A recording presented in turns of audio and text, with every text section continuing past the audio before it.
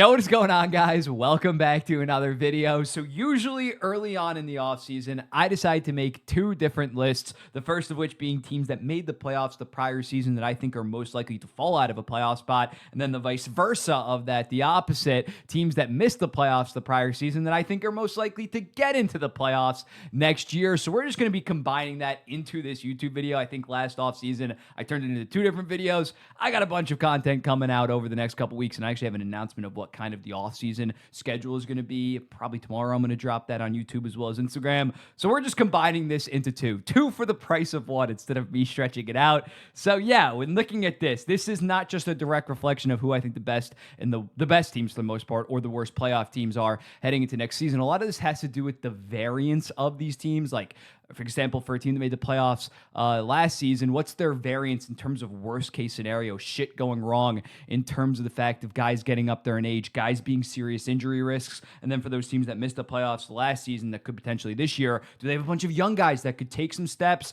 So it has a lot to do with variance, not just what I personally think of these teams. And also, of course, conference and division mean a lot. With this list, there's tougher conferences. One conference, in my opinion, there's a lot more spots than the other, as well as especially within a divisional seeding setting. That plays a factor as well. So I'm not just ranking these teams 1 through 8. It's going to be top 8s.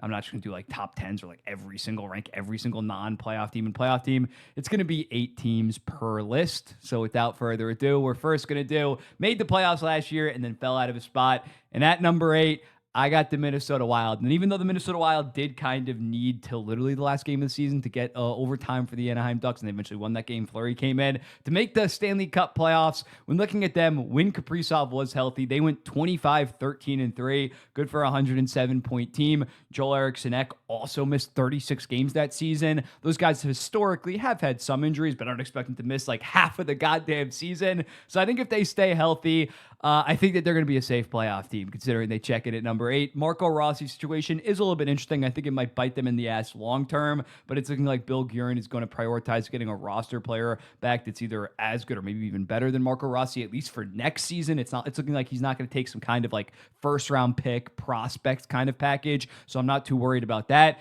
It's really going to come down to Gustafsson. This guy did 931 3 seasons ago, then an 899 and then a 914 this season. So as long as Gustafsson gives me 906 goaltending, I'm very confident this team is going to make the playoffs. On top of course, that defense core being very solid. Their three-headed monster and Zeev Boehm at the NHL level. Full-time, I think that they're going to make the playoffs pretty safely. At number 7, I got the Tampa Bay Lightning. I am very high in this Tampa Bay Lightning team, but when looking at the worst-case variance, there's definitely a lot with this team, considering the fact that they're old as shit at this point, especially some of their defensive pieces. Hedman's going to be 35 next year. McDonough's already 36. That's your number 1 and number 2 defensemen by a decent gap between them and the number 3 and number 4 guys, so that could fall off. Kucherov, Vasilevsky, Gensel are all in their 30s. I'm not saying that this is going to happen, but would I be shocked if guys start to regress for the Tampa Bay Lightning and they miss the playoffs? I don't think that I would, especially considering they haven't exactly been a regular season wagon the last 3 seasons. And I know that they've kind of like locked up a spot by like January, but they had 98 points, and then 102 points. So I still think they're going to make the playoffs. Obviously, got them at number 7, got them ranked at 10 out of 16 in terms of playoff teams returning. But it's potentially possible that they could miss the playoffs. At number 6, the Washington Capitals. There's clearly going to be some regression with this team that had 102.35 PDO and had the highest shooting percentage in the NHL. But I think some people are probably going to expect too much regression, considering their only old pieces are Ovechkin and Carlson. Most of the rest of their guys are in their prime, like PLD, Chikrin, Strome, Wilson, Thompson, Roy, as well as guys entering their prime like McMichael, Sandin, Faravari, and Protas, as well as having a full season of Ryan Leonard. They're just a very well-balanced team. This team really does not have any weaknesses. I like the forward core. I like the defense core. I like the goaltending tandem. So I don't think that they're going to be a 110-point team next year, but in a Metro division that is pretty weak, I would expect them to make the playoffs next season. At number 5, I got another Metro Division team, that being the New Jersey Devils. There's some serious downside risk with this team, considering a lot of their better players are pretty injury prone, especially Jack Hughes. It seems like every single time by the end of the season recently, this guy misses the final 20 games, so that is definitely risky. Luke Hughes, his brother, has missed some games throughout his career. Dougie Hamilton has consistently been hurt. So the injuries are very, very scary with this team. I don't love the forward core. I love their top 3 forwards, but Timo Meyer and Dawson Mercer need to bounce back in a big way. I really like the defense core, and if Luke Hughes takes a step, this team should easily make the playoffs. They might have a top 5 defense core, maybe even top 3 if things really go according to plan with Luke Hughes and Simone Nemec. The goalie tandem is pretty solid. If they're healthy, should be a 100-point team. Massive if, considering for the last 2 to 3 years. They've dealt with a lot of injuries where I'm not so confident. And their bottom 6 did improve. I got to mention that as well, getting to Donov Brown and re-signing Cody Glass. Should be a playoff team if they don't have bad injuries. At number 4, the Montreal Canadiens. And when looking at it, they were pretty objectively the worst playoff team last season. I think if you sim that season, considering how bad their defense was 100 times, they were 3rd in expected goals against per 60 in the NHL. Is pretty dreadful. If you sim that season 100 times, they're probably an 83 to an 85 point team most of the time compared to a 91 point team. But they also did bring in a shit ton of talent this offseason. They bring in Noah Dobson, who is a top 40 defenseman in the entire NHL. It fits such a need in terms of their right-handed defenseman, as well as Demidov, a full season with him. There's some decent variance with what he might be his rookie season. I'd say between 45 to 70 points potentially. I tend to be on the more optimistic side of that, as well as, of course, Bolduc stepping in. Zachary Bolduc. I think I called him Sam Bolduc on accident. I could keep on mixing him up with the former New York Islander, but Zachary Bolduc, who is 20-20 at 21 years old. So I think those additions, as well as internal growth, hopefully from Slafkovsky, from Hudson, from Gooley, Caulfield's still pretty young. They should jump 10 to 12 points based on what we thought they were last season, what they kind of were. But then, of course, were carried by Nick Suzuki, Hudson, and Montembeault towards the end of the season. So they should be a team in the mid-90s. Would not shock me at all if they missed the playoffs, because, again, last year they were pretty shite defensively, and Montembeault did cover up for a lot of that. Montembeault was a sneaky top 10 goalie in the NHL, so they're also going to have to rely on a very good season from him. But yeah, they added a bunch. They're coming out of their rebuild. They should have a decent amount of internal growth. And I think they probably should be a playoff team next year. Would not be shocked if they end up missing, though, which means at number 3, I got the Ottawa Senators. I've been tooting the Ottawa Senators horns for back-to-back off seasons. Right now, I probably would still have them in the playoffs. And again, with these, I could change. We got 3 months till the start of the season. I might have completely different teams, a completely different order making the playoffs. But I got the Senators checking in here. Didn't really do much this offseason in terms of big-time moves. The prior 3 off seasons, they were aggressive as hell. I think they're going to be a good team. Olmark's going to have to stay healthy. Maybe they can get some internal growth from Sanderson, Stützle, Greg, Pinto, but they don't really have any of those guys between the ages of like 19 to 21 that you know you're going to get internal growth from. They should be in the wild card mix. I don't think they're going to jump into a safe Atlantic Division team, but they should be pretty solid next season. At number 2, I got the Los Angeles Kings here. Holland absolutely wrecked this blue line in terms of losing Gavrikov and Spence for Ceci and Dumoulin, and they're making the same cap hit, those two combined. It is a disaster. Doughty didn't look that good after he came back from his ankle injury. So this is a team that ranked 2nd in 5-on-5 goals per game, 1st in expected goals against per 60 at 5-on-5.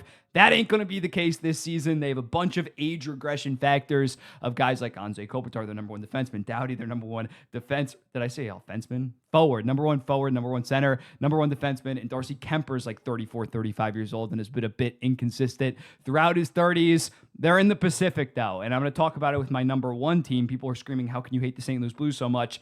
They're in the Pacific, man, and when we talk about the teams that are most likely to make the playoffs that didn't last year, there's not a ton of elite Pacific teams that potentially could remove the Los Angeles Kings from that number 3 spot. I think it's definitely possible. I'm low on this team, but because of divisional seeding, they probably will still end up being a playoff team when it's all said and done. And at number 1, I got the St. Louis Blues. When looking at them, I like them more than the Kings. I like them more than the Canadiens. I like them more than the Senators. The problem is they're in the Western Conference, where I think that the top 6 of that conference, including the Minnesota Wild and the 5 other teams that I didn't name, are pretty set in stone, where the St. Louis Blues are that vulnerable team, because I probably put it on the clickbait caption, but the team that I have number 1 in terms of most likely to make the playoffs next year is in their division. It's going to be a war. They did need a 12-game winning streak to make the playoffs last season. They were very good under Montgomery. They were like 106-point pace, and their analytics were pretty solid, but I would put them number 1 just because there are going to be a bunch of Western Conference teams